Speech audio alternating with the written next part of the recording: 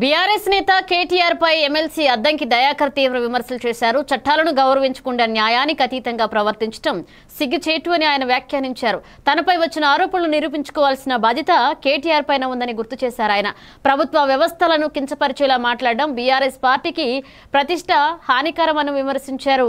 ప్రజాస్వామ్యంలో న్యాయ వ్యవస్థను తక్కువ చేస్తూ వ్యవహరించడం అధికారం కోల్పోయిన నేతలకు సోచిందన్నారు. ఇలాంటి నాయకత్వం పార్టీ భవిష్యత్తుపై ప్రభావం చూపుతుందని హెచ్చరించారు. ప్రతిపక్షంలో ఉన్న బాధ్యతాయుతంగా ప్రవర్తించాల్సిన అవసరం ఉంది అని సూచించారు. తెలంగాణ ప్రజలు అన్ని గమనిస్తున్నారని వారే తగిన తేడా చెప్తారంటూ అద్దంకి దయాకర్ పేర్కొన్నారు. భారత రాజ్యాంగాన్ని, చట్టాలను, న్యాయాలను గౌరవించలేని స్థితికి దిగజారడం అనేది సిగ్గుచేటు.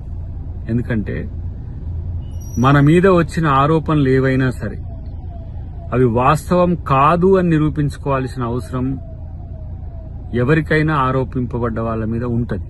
కానీ కేటీఆర్ కొంచెం చట్టానికి అతీతంగా నేను వ్యక్తినన్నట్టుగా, న్యాయానికి అతీతంగా వ్యక్తినన్నట్టుగా ప్రవర్తించడం, లేదంటే జులూం చేయడమో లేకపోతే దబాయింపు చేయడమో ఇవన్నీ కూడా ఈసడింపుకు గురైతే అనే విషయాన్ని తెలుసుకుంటే మంచిది.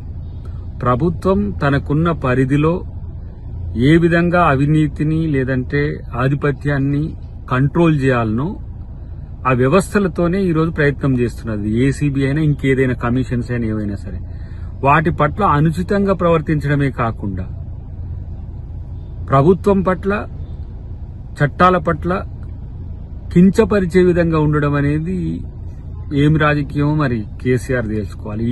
ఇలాంటి నాయకునితో నేను సస్టైన్ కావాలని బీఆర్ఎస్ అనుకున్నా, లేదంటే ఇట్లాంటి నాయకత్వంతో రేపు రాజకీయాలు చేయాలన్నా కూడా బీఆర్ఎస్ పార్టీకి నష్టం. అది ఆలోచించుకోవాల్సిన అవసరం ఉందనేది నా యొక్క హితవు.